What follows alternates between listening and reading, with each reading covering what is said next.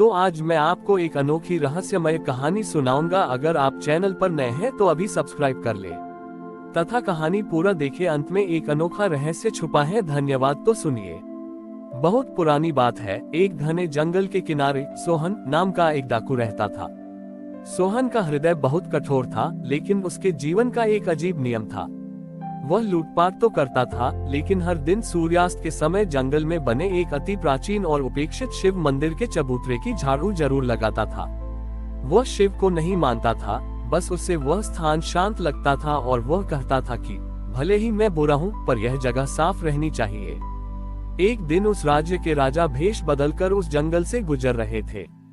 सोहन के साथियों ने राजा को घेर लिया और उनका सारा कीमती सामान लूट लिया। राजा के पास एक बहुत ही दुर्लभ और दिव्य हीरा था, जिसे सोहन ने छीन लिया।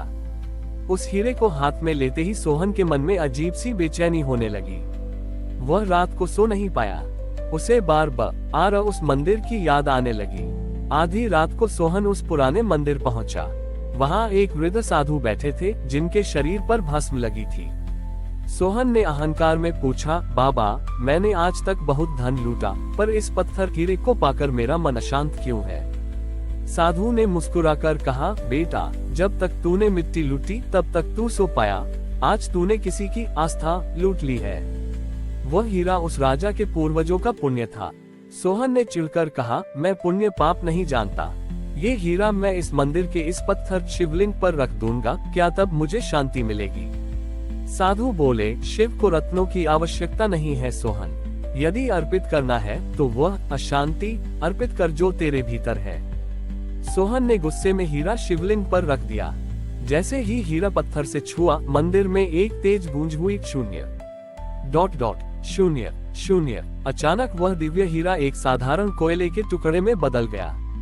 सोहन हक्का बक्का रह गया। उसने सोचा कि साधु ने कोई जादू किया है, पर तभी शिवलिंग से एक शीतल वाणी सुनाई दी, सोहन, जो तूने दूसरों से छीना है वह मेरे लिए कोयले के समान भी नहीं है। तू रोज यहाँ सफाई करता था, वह तेरा निस्वार्थ भाव था, पर आज तूने सौदेबाजी की है। महादेव को धन देकर शांत नहीं किया जा सकता, केवल खुद को खाली करके पाया जा सकता है। सोहन की आंखों से आंसू बहने लगे। उसे अपनी पूरी जिंदगी एक बोझ लगने लगी। उसने वह कोयला उठाया और जाकर राजा को ढूंढ निकाला। उसने राजा के पैर पकड़ लिए और वह कोयला लौटाते हुए क्षमा मांगी। जैसे ही सोहन के पश्चाताप के आंसू उस कोयले पर गिरे, वह फिर से चमकता हुआ हीरा बन गया। राजा दंग रह गए। सोहन ने लूटपाट का रास्ता हमेशा के लिए छोड़ दिया। वह डाकू से एक सन्यासी बन गया। उसने मंदिर को स्वर्ण से नहीं सजाया, बल्कि वहां एक पाठशाला और बीमारों के लिए विश्राम गृह बनाया। उसने सिखाया कि शिव को प्रसन्न करने के लिए चढ़ावे की नहीं, बल्कि अपने भीतर के विकारों को त्यागने की जरूरत है। आज भी उस मंदिर को प्रायश्चितेश्वर महादेव के नाम से जाना जाता है, जहां लोग अपनी बुराइयों को छोड़ने का संकल्प लेने आते हैं। सोहन अब डाकू से सिद्धक बन चुका था। लोग उसे सोहन बाबा कहकर पुकारने लगे थे। वह उसी पुराने शिव मंदिर के बाहर एक छोटी सी कुटिया में रहता था। मंदिर के प्रति उसका समर्पण इतना गहरा था कि वह अब भी हर शाम स्वयं झाड़ू लगाता और पत्थरों को ऐसे पोंछता जैसे वे जीवित हों। लेकिन उसके बढ़ते प्रभाव से पास के नगर का एक घमंडी तांत्रिक कालभैरव जलने लगा। कालभैरव का मानना था कि शिव को केवल कठिन तंत्र मंत्र और बलि से ही प्रसन्न किया जा सकता है। उसे यह बात कचोटती थी कि एक पूर्व डाकू, जिसे कोई मंत्र तक नहीं आता, वह महादेव का प्रिय कैसे बन गया। एक रात कालभैरव अपनी शक्तियों के अहंकार में चूर होकर सोहन की कुटिया पर पहुंचा। उसने चिल्लाकर कहा, ओ ढोंगी, तूने राजा को भ्रमित कर दिया होगा, पर मुझे नहीं। यदि तू सच्चा शिव भक्त है तो इस सूखे हुए ठूंठ पेड़ को हरा भरा करके दिखा, अन्यथा मैं अपनी विद्या से तुझे भस्म कर दूंगा। सोहन शांति से उठा और उस सूखे पेड़ के पास गया।